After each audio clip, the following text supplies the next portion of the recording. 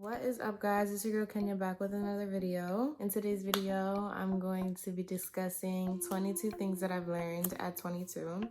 And these are pretty basic things that I feel like are pretty prominent in all areas of my life.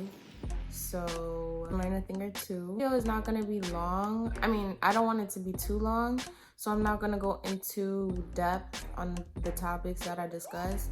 But if you guys do want me to do separate videos, I can do that. Just leave a comment down below and I'll know that you're interested, and I'll definitely do it for you guys. Okay, so let's get started. You see me looking down, I'm looking down at my notes. Of course I have to write this down because it's too much to remember by memory, whatever.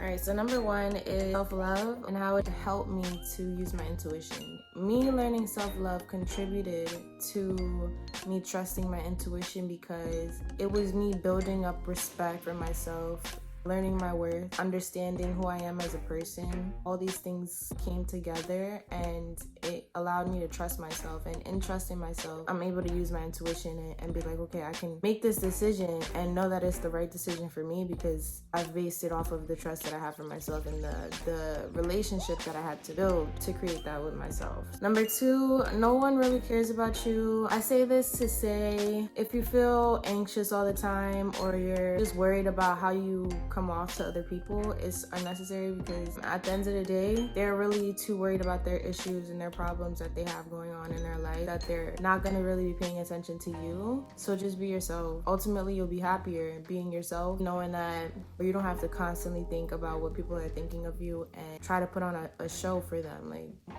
it's no way. Number three, people pleasing and how you live for yourself and not others. When it comes to people pleasing, it's kind of stupid. I don't want to say stupid, but it's irrelevant. Like, it's no need for you to overdo it and try to please other people because you're not put here to please other people. You're put here to like find your purpose, learn your lessons, experience things. You're not going to be happy for yourself because you're so focused on being happy for like other people and putting on a show just to make them happy. That's not how you're really feeling, and you're contradicting within yourself, so you're gonna feel that resistance. That's not how it's supposed to be. So people pleasing is unnecessary. Number four is confidence. I know you probably heard this a lot, but confidence is probably everything. If you're worried about how you are coming off to somebody, just make sure you're being confident. Make sure you know what you bring to the table and that you're sure of yourself, because confidence is something that you can easily seek out in a way, like whether like it's the way they talk, the way they act, the way ultimately you get more respect when you're confident. If you know what you want and you go after what you want and you're not, wishy-washy, you'll more over get it than if you're not confident and you're acting like you don't know what you want and you're being scary about it. Like, another thing about confidence, without it, people will really take advantage of you. The way that they can see that you're not confident, they'll just take advantage of that and use it to benefit themselves. Number five is friends come and go. So I moved around a lot as a child, and well, no, let me not say that. Like, I know a lot of people probably move around like consistently. I wasn't moving around like that, but I had friends that I was really close with that when I moved, it was just like we lost that connection and it wasn't really a close bond like it was before.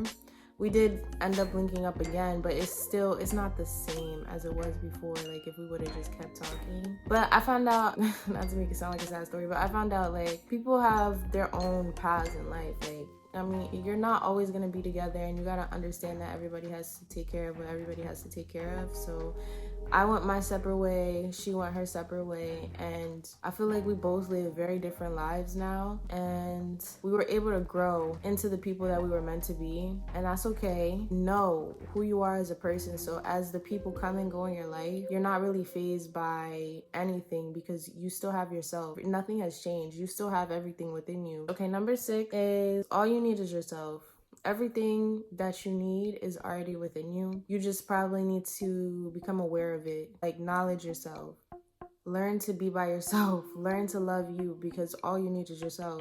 Number seven, family is important. This one is a big one for me because growing up, I was really loved, but that point where you're growing up and they don't really know what to do, so it's just like they kind of back away, and it's like that tough love kind of thing.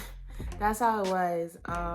So I kind of learned to become a little bit more independent and self-sufficient so that I didn't really expect validation from family. And in turn, it made me kind of cold. So eventually I realized, like, family is all you have. You need to be close with your family. Like, love your family unconditionally, even though y'all might not agree sometimes, or they might see something for you that you don't see, that they think is best for you. You're just gonna have to do what you have to do. And if they're upset with that, it should be still unconditional love. Sometimes it's not, unfortunately. Sometimes when they can't love you unconditionally, you love them unconditionally, and you kind of show them how you're loving, and then they kind of reciprocate that. And then you just consistently build that bond with them so that you need people, because it could be lonely sometimes, like especially if you start your own life and you're not really seeing your family every day. It could definitely be difficult, and you don't want, when you need help or you need somebody to talk to, you not to be able to go to your family because you messed up the bond and you're not communicating with them. You can't just use them and try to benefit whenever you need it and then just not have a relationship with them. They'll get tired of that. That's disrespectful. Like, that's disrespectful. Don't do that. Make sure you have a connection with your family. Okay, enough said with that. Number 8 is saying no. Saying no is a big one. People will ask you, try to guilt trip you, beg you. You need to learn how to say no, especially when you don't want to do it. Like, if you don't want to do something, do not do it. If you don't have the time to do something, say no. Because you adding something onto your plate and you already have enough, your plate is full. Like, imagine that. You can't eat it all. You're going to be frustrated, hot, sweating, stomach full, laying on the bed, crying out to yourself, like, why did I just eat all that food? It was too much.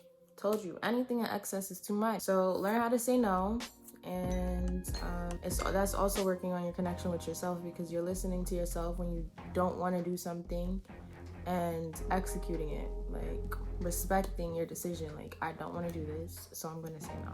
All right, number 9, making your own decisions valid. I also put parents can always butt in with their 2 cents. All right, so when I say this to say, I know some of us can be very gullible to what our parents have to say, especially like early 20s. Parents are very impressionable, and sometimes you want to, do the best and stand by your parents, make them happy, listen to what they say. But not everything that they say is going to be beneficial to you, and they were brought up a different way. You're brought up a different way. Sometimes maybe you can see something that they can't. You need to learn how to validate your own decisions, because if you can't validate your own decisions, you won't be able to make the big decisions that are necessary that are right for you on your own. You're just going to be following everybody else, and then that might just take you on a path that isn't in alignment with you, because it's not what you really want. It's what somebody else feels is right for you. Number 10, appearance matters. When I say this, the way you dress around the house, it matters. The way you go out to the store, the way you go out to the mall, the way you go to the gym, appearance matters. And in a way, it's crazy because I've realized this since like middle school, when my mother did not want to buy me clothes. She didn't want to buy me new clothes. She just told me focus on school, clothes don't matter. But what I told her was, clothes do matter. You cannot focus if you don't look right. Like, if you don't feel comfortable in the clothes you're wearing, you don't feel right. Your vibe is off. Come out to the world like, okay, I'm confident, I know what I'm doing, you know what I mean? Because you don't feel confident on the inside because of what you're wearing. Wear clothes that compliment you and make you feel good, so that everywhere you go, you exude that confidence. Like, it's no way you're not gonna feel confident if you put your effort into your outfit, if you put your effort into washing your face, doing your makeup, like just looking good for yourself. This is not for other people. Number 11, date up. My mom has been telling me this for a very long time, and I didn't really understand it until I graduated, because high school is fine. Like, unless you drop out, you're forced to go to high school, and everybody's basically on that same level. But when you graduate, you could really see when people actually care about themselves, when people actually want to do something with their lives, and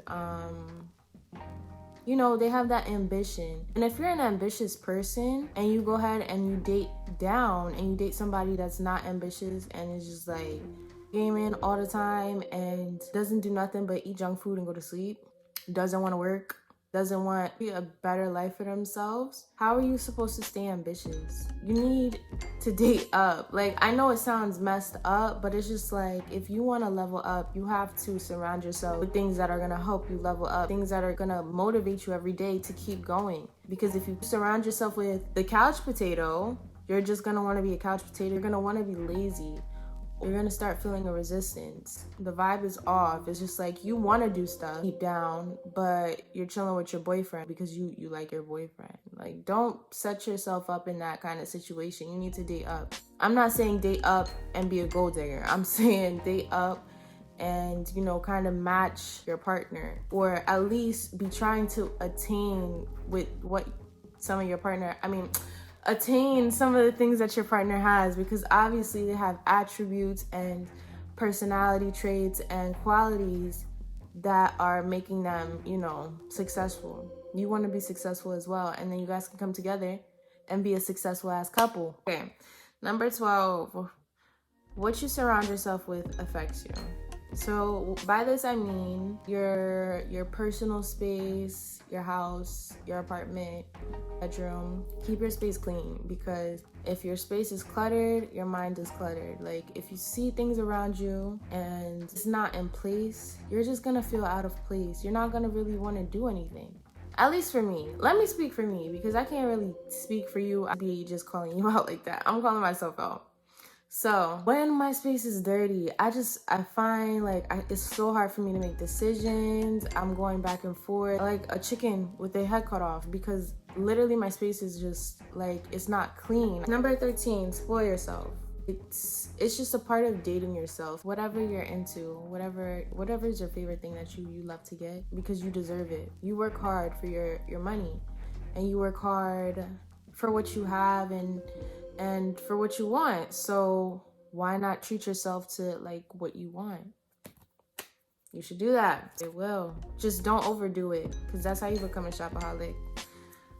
It's happened to me before. Don't do it. Number 14, be self-sufficient. So when I say be self-sufficient, don't be dependent and don't be a pick-me. You want to be able to buy what you want when you want to, or what you need when you want to. You want to have savings for emergencies when you have it, because you don't want to always be that person that needs help or have it on your own. You're working hard and you can do it on your own. Even with knowledge, find out the knowledge for yourself. Don't be dependent on somebody else. If you want to learn something about money, learning, different ways to make money, passive ways of income and stuff like that, educate yourself. Don't wait for it to be handed to you, because 9 times out of 10, it's not going to be handed to you.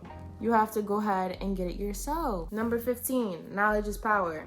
This kind of goes off of what I was saying before, but knowledge is so much power. It's okay. Coming from a spot where I didn't care to learn anything more outside of what I needed to know, into now branching into ideas, concepts, and things that I just didn't really care about before, has just shifted my whole perspective. The whole way that I look at life has changed because of the knowledge that I now have. Number 16, money is not the root of all evil. I know you guys have probably heard this. I don't feel as though it's money itself that drives people mad. It's the people being greedy that drives people mad. So money is a resource. In my eyes,